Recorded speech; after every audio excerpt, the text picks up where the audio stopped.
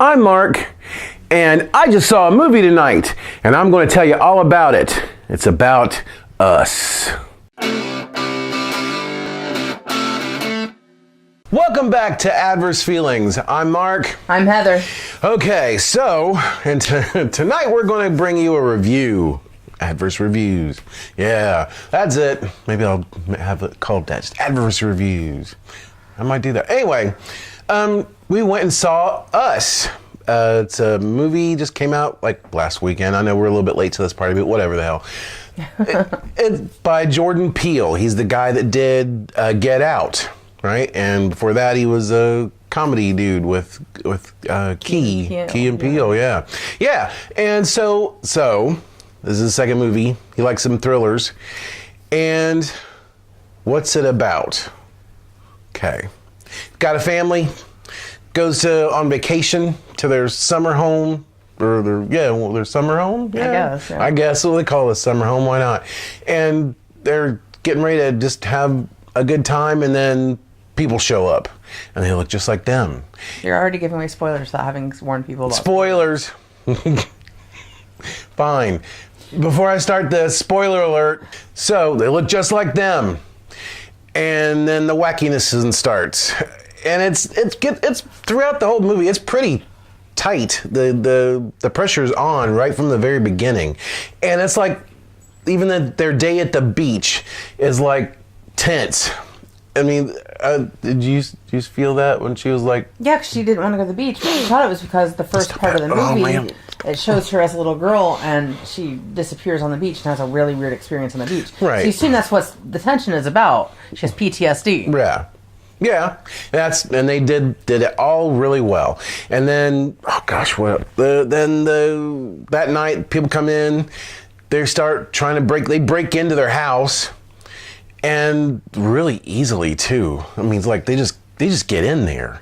It's like, the dude was strong. Yeah, but still, man, jeez. Anyhow, even the kids like, guess they're lockjammers. Anyway, they pretty much terrorize them and their neighbors the whole night. And as you go on, like I said, spoilers.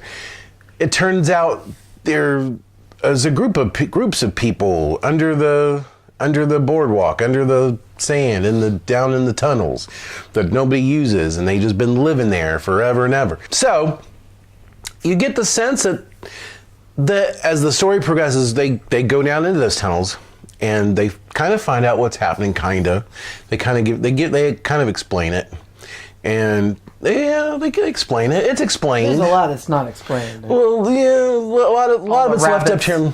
In the little tiny cages. Well, that was okay. So the rabbits were the test experiments. Those were all test experiments because they've been some sort of secret organization, we don't know what, has been doing a cloning project. And in the beginning, this opening shot, you see all these rabbits. I'm like, what the hell is going on with the rabbits? And then later on, as they're being terrorized, the head woman who looks just like Nyong'o, who kills it in this. I mean, oh my God, she should get an Oscar nomination. She was really good. She's saying we had the shadow ate rabbits and had to kill them raw and all this. It's like, oh, there's all the rabbits you had to kill and eat. And so apparently the way I got it is the government's been doing testing on people, but unbeknownst to the people, like they do, and getting samples of their DNA. How, I'm not entirely sure. And apparently it's a still ongoing thing because that little boy he's only 10 years old. 10 years ago. No, they actually birthed him. Who actually birthed him? The woman? The ones who were his parents were his real parents. Did they? Yes. Okay. Because she said she had to cut open her own. Oh, that's right. That's right. Yeah. So, okay. So maybe she could 15 be like years ago. Third, fourth, fifth generation. Yeah. So yeah. They've been taking people's DNA, cloning them, leaving them, and apparently they abandoned this project. So then moved on for whatever reason. I guess they found it wasn't working or whatever. And then all the clones kind of built their own society. And they get this one special clone, this one little girl that's special, and she's, can act independently of everybody else. It's like they almost have like a hive mind. But she thinks independently. Okay. And I guess she raises up, becomes their queen, and breaks them out, and then we got all the crap that happens. So, and the weird thing was, like, they want to do the Hands Across America. Like, in the end, you see, spoilers. She remembered that one from when she was a little girl. Yeah, because I guess that's all she talked about. I mean, it stayed with them. She's been talking about it a long, long time. What is that? Kitty, hey. No, don't claw up my speaker. Rogue kitty. Rogue kitty. Uh-oh, there she is. Anyway, was it good? Yeah, it was good. It was engaging. It's engaging. It's tense. You're engaged. You care about the family. You care about what's going to happen to them. You kind of care about their friends, their white friends that are, living a couple of houses down from them or whatever. You kind of care about them. You give a crap.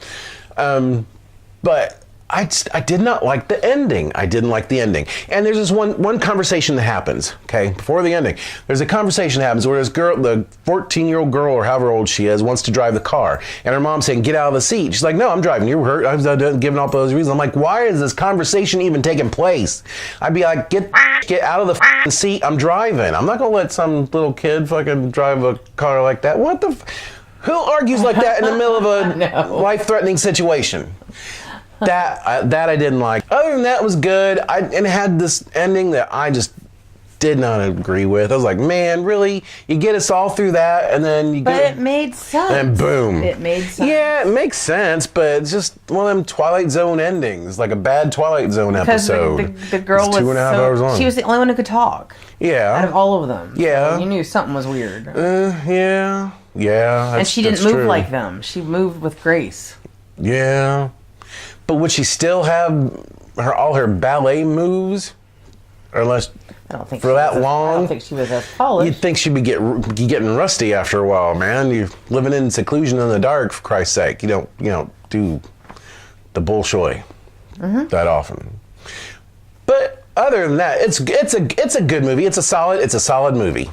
It's a solid, entertaining, tense thing. But do you remember what that Jeremiah 11:11? Yes. Oh yeah. And there's a quote. There's a Bible verse, Jeremiah 11:11. It appears in lots of places. And lots of places in this movie. I don't know it verbatim. I didn't memorize or anything, but something along the lines of, a great evil shall befall them, and even though they should cry out to me for help, I will not listen. Oh. Something along those lines. Something like that. What the hell did that have to do with anything?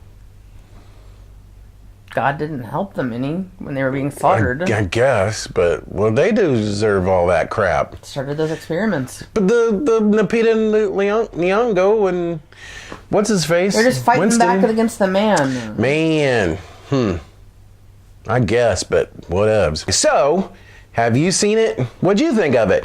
What do you think about the ending? What does it all mean to you? Let me know in the comments down below, okay? Let me know down there. Some kind of social commentary? Or is it just a really good spook story? I think it's, it's like an episode. For me, it was like a bad episode of The Outer Limits. It's us. It's us. We're doing it to ourselves. Boom. Even says it in the title. Even in the title, it says it, man. So there you go. But what do you think? I want to know. And, as always, you're awesome. I love you. Thank you for watching. Please like, share, and subscribe.